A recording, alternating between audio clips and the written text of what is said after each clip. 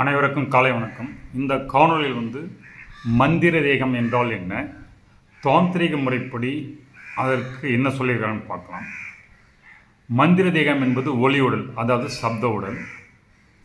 இந்த உடல் நம்முடைய இந்த பரு உடல், இந்த உடல் இருக்கு இல்லையா, இது 7 சக்கரங்கள் இருக்குது. அதில் 6 ஆதார சக்கரங்கள், அதாவது மூலாதாரத்துலேருந்து ஆக்னா சக்கரம் 6 ஆதார சக்கரங்கள். நம்முடைய இந்த உடல் இடது பாகம் சக்தியாகவும் வலது பாகம் சிவனாகவும் பாவிக்கப்படுகிறது. இதுதான் அர்த்தநாரீஸ்வரர் பிரின்சிபல் காமிச்சிருப்பாங்க சிவசக்தி ஐக்கிய நிலையில். அப்போது இந்த சிவசக்தி ஐக்கிய நிலை ஏற்படும் போது தான் நமக்குள்ளே பேர்மம் உண்டாகிறது. அதனுடைய ஒரு சிறிய தான் சிற்றின்பம், ஓகேங்களா. அங்கே ஐக்கியமாகும்போது அது கிடைக்குது அப்படின்ற மாதிரி சொல்கிறாங்க. ஸோ நம்ம இடபாகம் இடகலை, வலபாகம் பிங்கலை.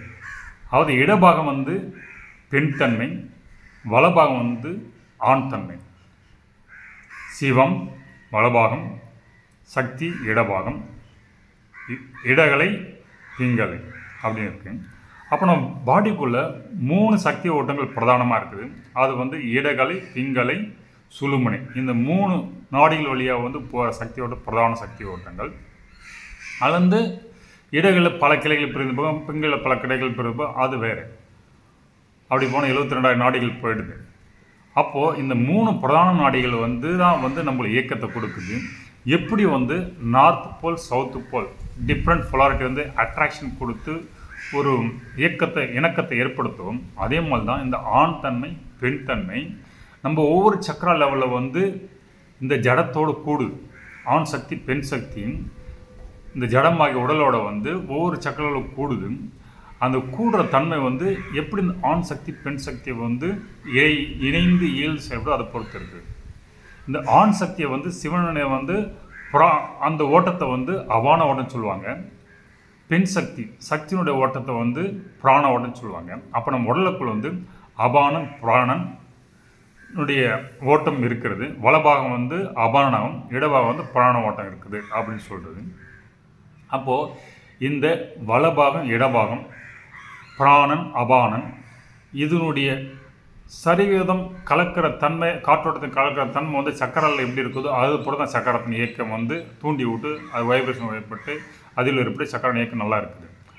அப்படி சக்கரை இயக்கிறதுக்கு இந்த அதிர்வுகளுக்கு நம்ம சவுண்டு மூலம் கொடுக்கலாம், சப்தம் மூலமாக. அல்லது ஒவ்வொரு சக்கராக்கும் ஒரு சப்தம் கொடுத்து அந்த சப்தத்தை கொண்டு அதிர்வலைகளை கொடுக்கும்போது அந்த சக்கரை விழிப்பு பெற்று நல்லா ஃபங்க்ஷன் ஆகுது அப்படின்றது நம்ம பார்த்துருக்கோம். அப்போ ஒவ்வொரு சக்கரை ஆக்டிவேட் பண்ணுறது ஒரு சவுண்ட் இருக்குது, மூல மந்திரம் இருக்குது.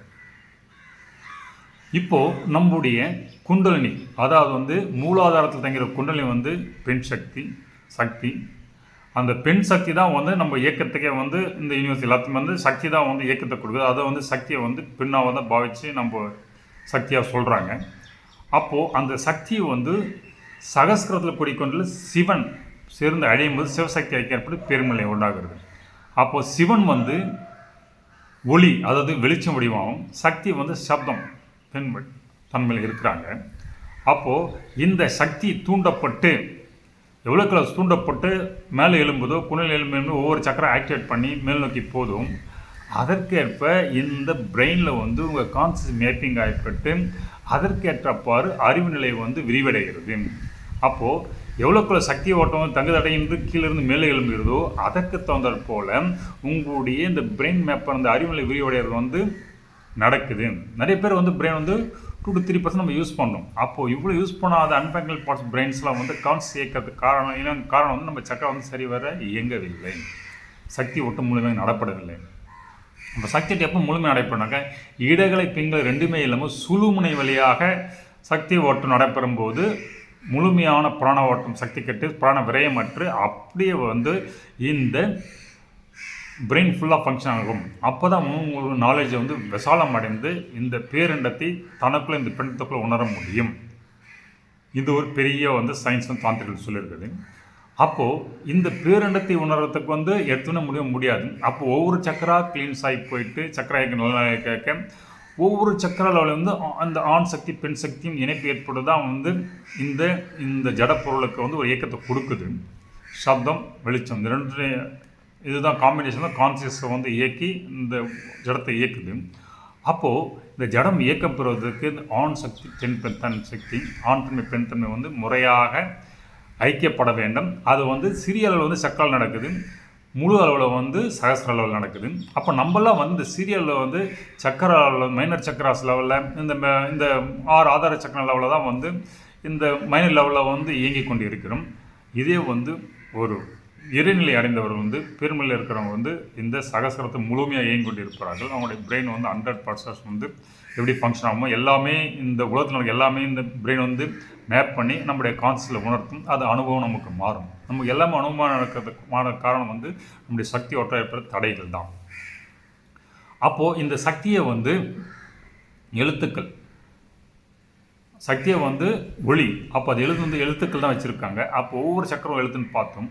அப்போது இந்த ஒவ்வொரு சக்கரம் தூண்டப்பட்டு நல்லா வந்து ஒழிக்கும் போது அந்த ஒருங்கிணை சப்தம் எப்படி இருக்குன்னாக்கா ஓம் நமச்சிவாய் என்று இருக்கும். அப்போது புராண ஓட்டம் முழுமையாக சுழுமலை போட்டு சகஸ்ரத்தை அடையும் போது மூலாதாரத்தில் சகஸ்ரை அடையும் போது அந்த தேகம் அப்படியே கன்னியூஸாக இருக்கும்போது அதுதான் வந்து மந்திர தேகம், மந்திர ஒளி உடல்னு சொல்கிறாங்க. அப்போ அந்த தேகத்தில் வந்து ஓம் நமச்சிவாய் என்ற ஒளி வந்து வெளிப்படும். ஏன்னா சக்கரத்திலேருந்து வர அந்த இயக்கத்துலாம் அந்த ஒளி தானாக வெளிப்படும். ஓம் நமச்சிவாய் இந்த அடிப்படையில் தான் பஞ்சாட்சரம் என்ற இந்த ஓம் நமச்சிவாய் இது சிவனுடைய ரெப்ரசன்டேஷனாக வச்சுருக்காங்க. இது நீங்கள் வந்து பார்க்கலாம். ஓகேங்களா? அப்போது இது நடக்குனாக்கா இந்த சூரியன், சந்திரன், இந்த அக்னி, வெப்பம் இது 3 வந்து சமநிலைப்பட வேண்டும். அப்போது இந்த மந்திர தேகத்தில் வந்து இந்த ஆ ஓ மா அகார உகார மகரம் வந்து என்ன ஆகுனாக்கா வந்து சமநிலைப்பட்டு இந்த சப்தம் சமநிலைப்பட்டு அந்த சப்தம் சமநிலை இருக்கும்போது ஓம் நமச்சிவாய் என்று வெளிப்படுன்னு சொல்கிறாங்க. அப்போது இந்த சப்த சமநிலை பண்ணோம். இந்த சக்தி 3 மண்டலம் வந்து ஆ வந்து அகாரம் வந்து சூரிய சக்தி, ஊ வந்து சந்திரனை குறிக்கும், உகாரம் வந்து சந்திரன் இது, அப்புறம் வந்து மகாரம் வந்து நம்முடைய அக்னியை குறிக்குது. இப்போ இந்த அகாரம் உகாரம் மகாரம் வந்து பேலன்ஸ் ஆகும்.